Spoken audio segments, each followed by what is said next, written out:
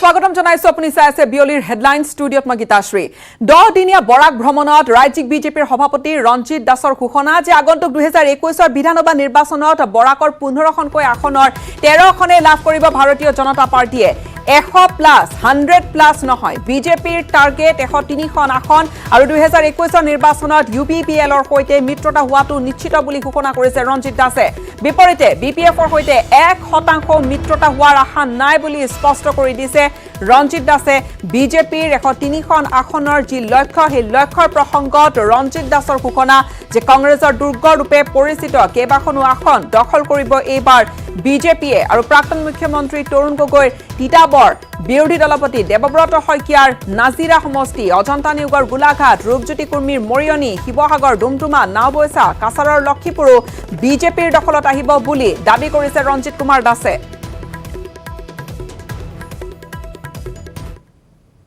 বলি যে BJP plus equal to 100+। অনেকে ভাবে যে এটা একটা স্লোগান, অ্যাকচুয়ালি এটা স্লোগান না, এটা বাস্তবতা হচ্ছে।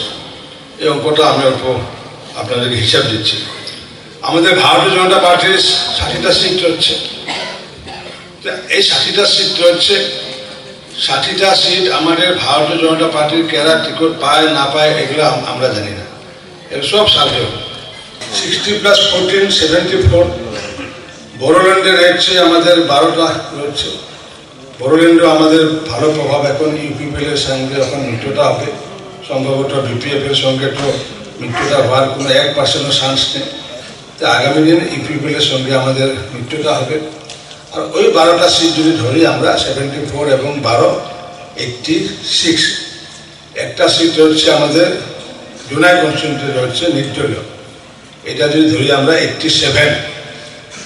এই 87 সিটের সঙ্গে এইবার ইউপিএফ আর কংগ্রেসের যা মিত্রতা হচ্ছে এই মিত্রতার জন্য আমরা আগামী দিন নিশ্চিত রূপে উজান আসামে আমরা গোলাঘাট পাবো, আমরা টিটাগড় পাবো, নাজিরা পাবো, আমরা মরিয়নি পাবো, শিবসাগর পাবো, ডুমডুমা পাবো, তারপরে টিটাগড়, তারপরে নাওবৈশা আর এই 8টা আর একটা সিট আমরা কাছাড় জেলায় নিশ্চিত রূপে পাবো, এটা হলো লক্ষ্মীপুর কনস্টিটিউয়েন্সি।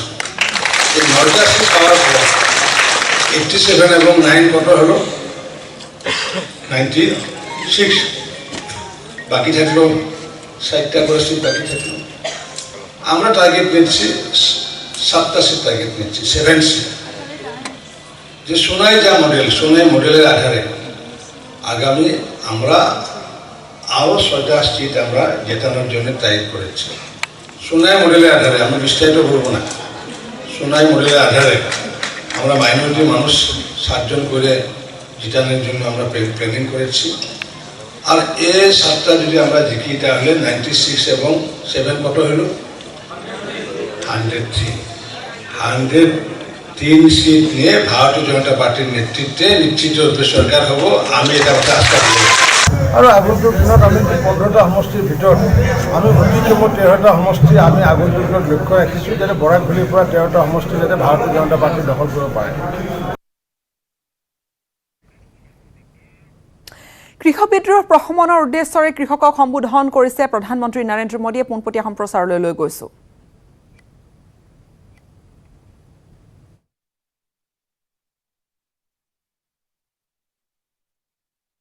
कर भी बहुत ज्यादा उदासीनता थी। अब हमारी प्राथमिकता भंडारण के नए केंद्र, कोल्ड स्टोरेज का देश में विशाल नेटवर्क और उससे जुड़ा इंफ्रास्ट्रक्चर बनाना, ये भी हमारी प्राथमिकता है। मैं देश के व्यापारी जगत को, उद्योग जगत से भी आग्रह करूंगा कि भंडारण की आधुनिक व्यवस्थाएं बनाने में, कोल्ड स्टोरेज बनाने में, फूड प्रोसेसिंग के नए उपक्रम लगाने में हमारे देश के उद्योग और व्यापार जगत के लोगों ने भी आगे आना चाहिए। सारा काम किसानों के सर पे मढ़ देना ये कितना उचित है।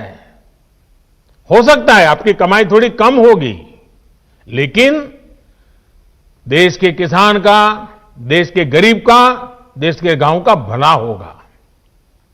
साथियों, भारत की कृषि, भारत का किसान अब और पिछड़ेपन में नहीं रह सकता। दुनिया के बड़े बड़े देशों के किसानों को जो आधुनिक सुविधा उपलब्ध है, वो सुविधा भारत के भी किसानों को मिले, इसमें अब और देर नहीं की जा सकती। समय हमारा इंतजार नहीं कर सकता।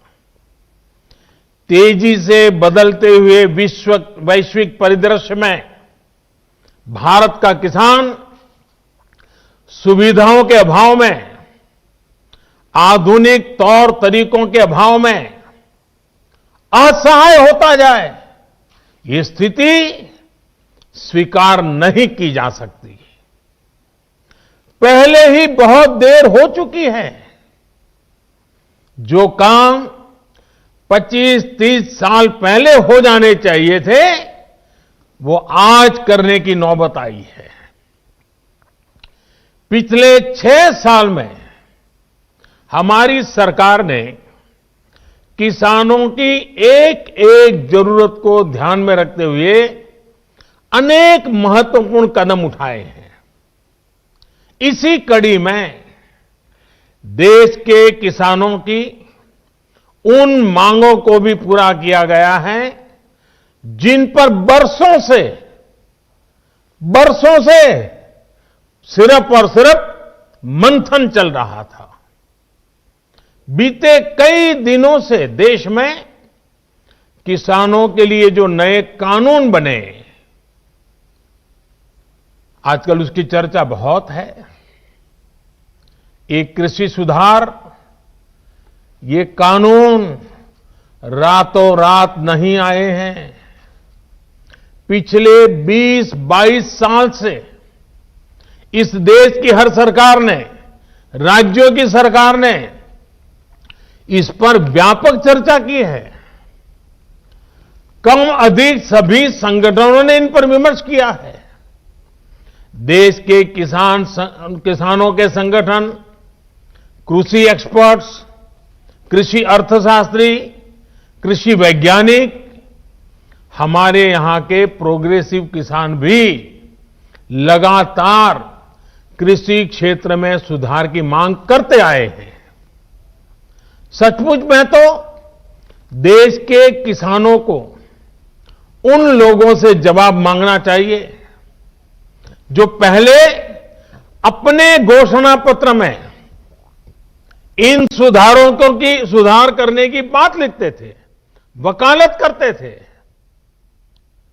और बड़ी बड़ी बातें करके किसानों के वोट बटोरते रहे, लेकिन अपने घोषणा पत्र में लिखे गए वादों को भी पूरा नहीं किया। सिर्फ इन मांगों को टालते रहे क्योंकि किसानों की प्राथमिकता नहीं था और देश का किसान इंतजार ही करता रहा। अगर आज देश के सभी राजनीतिक दलों के पुराने घोषणा पत्र देखे जाएं, तो उनके पुराने बयान सुने जाएं, पहले जो देश की कृषि व्यवस्था संभाल रहे थे, ऐसे महानुभावों की चिट्ठियां देखी जाए, तो आज जो कृषि सुधार हुए हैं वो उनसे अलग नहीं है। वो जिन चीजों का वादा करते थे, वही बातें इन कृषि सुधारों में की गई हैं। मुझे लगता है उनको पीड़ा इस बात से नहीं है कि कृषि कानूनों में सुधार क्यों हुआ। उनको तकलीफ इस बात में है कि जो काम हम कहते थे लेकिन कर नहीं पाते थे, वो मोदी ने कैसे किया, मोदी ने क्यों किया, मोदी को इसका क्रेडिट कैसे मिल जाए। मैं सभी राजनीतिक दलों को हाथ जोड़ के कहना चाहता हूं, आप सारा क्रेडिट अपने पास रख लीजिए। आपके सारे पुराने घोषणा पत्रों को ही मैं क्रेडिट देता हूं। मुझे क्रेडिट नहीं चाहिए। मुझे किसान के जीवन में आसानी चाहिए, समृद्धि चाहिए, किसानी में आधुनिकता चाहिए। आप कृपा करके देश के किसानों को बरगलाना छोड़ दीजिए, उन्हें भ्रमित करना छोड़ दीजिए। साथियों, ये कानून लागू हुए 6-7 महीने से ज्यादा समय हो चुका है, लेकिन अब अचानक भ्रम और झूठ का जाल बिछाकर अपनी राजनीतिक जमीन जोतने के खेल खेले जा रहे हैं।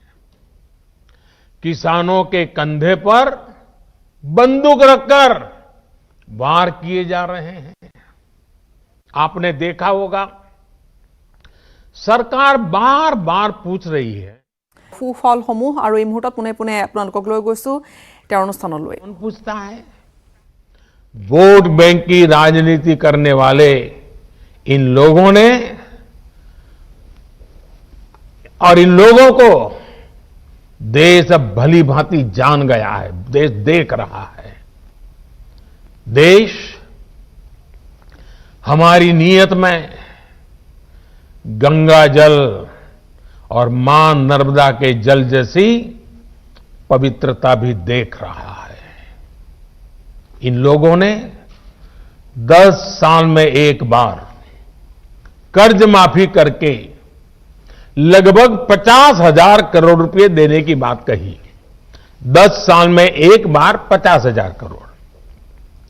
हमारी सरकार ने जो पीएम किसान सम्मान योजना शुरू की है, उसमें हर साल किसानों को लगभग 75,000 करोड़ रुपए मिलेंगे। यानी 10 साल में लगभग 7.5 लाख करोड़ रुपया किसानों के बैंक खातों में सीधे ट्रांसफर। कोई लीकेज नहीं, किसी को कोई कमीशन नहीं, कट कल्चर का नामो निशान नहीं। साथियों, अब मैं देश के किसानों को याद दिलाऊंगा यूरिया की। याद करिए, 7-8 साल पहले यूरिया का क्या होता था, क्या हाल था? रात रात भर किसानों को यूरिया के लिए कतारों में खड़े रहना पड़ता था। क्या ये सच नहीं है? कई स्थानों पर यूरिया के लिए किसानों को लाठीचार्ज की खबरें आमतौर पर आती रहती थी।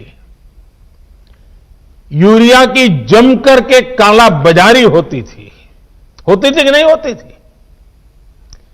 किसान की फसल खाद की किल्लत में बर्बाद हो जाती थी, लेकिन इन लोगों का दिल नहीं पसीजता था। क्या ये किसानों पर जुल्म नहीं था, अत्याचार नहीं था? आज मैं ये देखकर हैरान हूं